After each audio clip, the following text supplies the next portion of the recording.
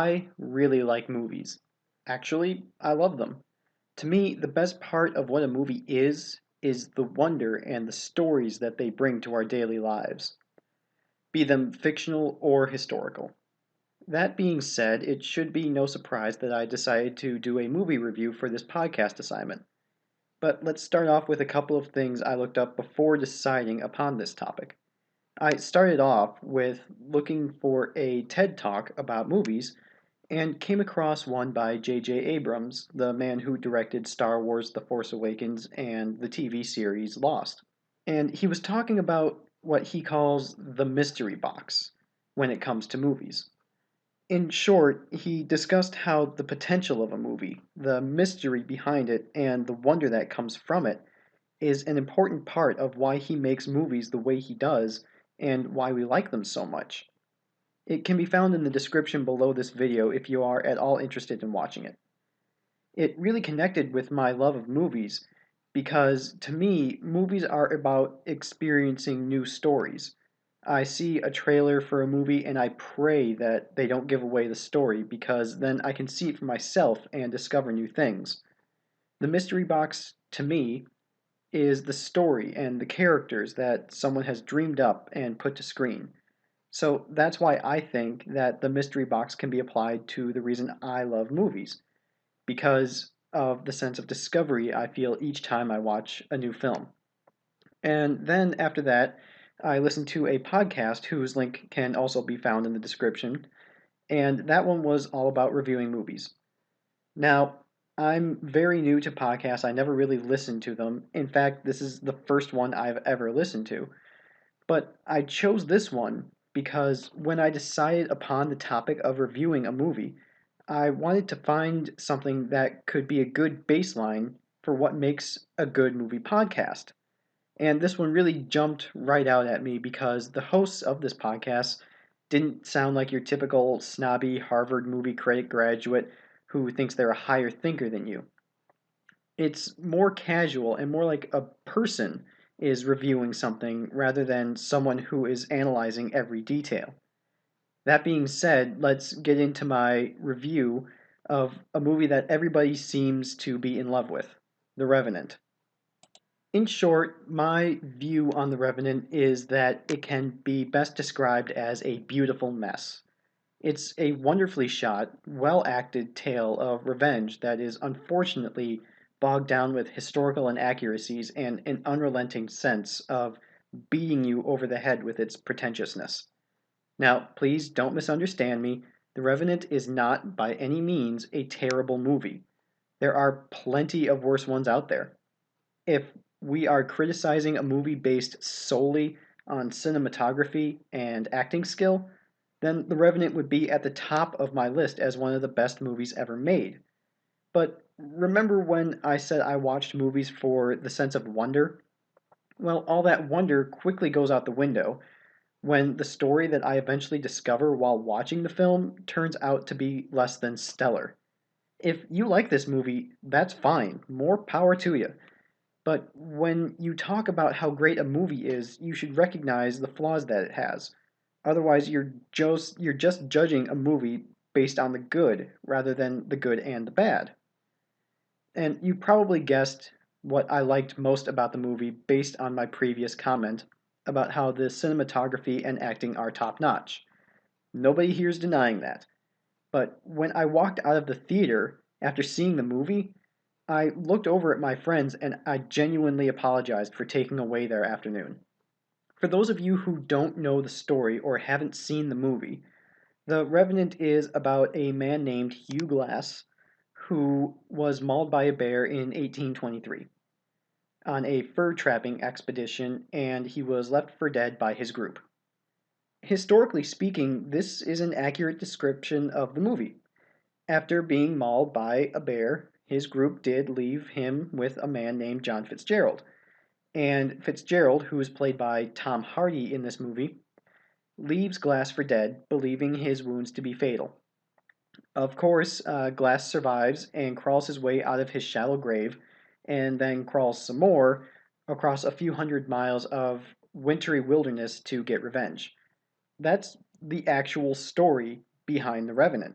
In the film, all of those things happen, but now we throw in Glass's half Native American son into the mix, who Fitzgerald kills because he won't let them abandon Glass. So the film becomes more about avenging Glass's dead son than about avenging the fact that they left him for dead. Historically speaking, Glass didn't have a son. That was made up for the movie to add a bit of emotional weight to the overall plot and a different kind of motivation for the main character. Because apparently, trying to get back at somebody leaving you for dead is not enough. They have to have killed your son, too. In the movie, Glass encounters all sorts of problems along his journey of vengeance. Everything from Native Americans hunting him, to animals trying to kill him, to a harsh and hostile environment trying to kill him. You may have noticed a pattern here. Apparently, the world very much wants this one man to die. In reality, all of those things happen, except for the Native Americans hunting him. Mr. Glass's own account of the situation never mentions them, so that was also added by the directors for a bit of tension. Now, in the movie, by the way, spoiler alert, so if you don't want to know how the movie ends, please skip to this time spot. I'll wait. Still here? Okay. So, in the movie, Glass eventually overcomes all the trials and tribulations to find Fitzgerald, and in a bloody and brutal fight scene, Fitzgerald is eventually killed. DiCaprio then looks at the camera for what can only be described as an awkwardly long amount of time as we let it sink in how much he went through to get his revenge. In reality, Glass finds Fitzgerald and straights up lets him go. He forgives Fitzgerald for leaving him for dead, realizing that Fitzgerald had his reasons and that they were valid, kind of making the whole journey revenge plot point pointless. Now, if it seems like I skipped a lot of the movie, namely the entire middle part, it's because of the most glaring part that I find annoying about this film. I can forgive the historical inaccuracy because it's an adaptation, and for adaptations, you gotta make changes. I get that.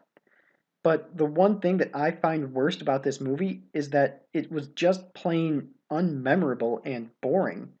Nothing happens in this movie outside of the first half hour and the last 10 minutes.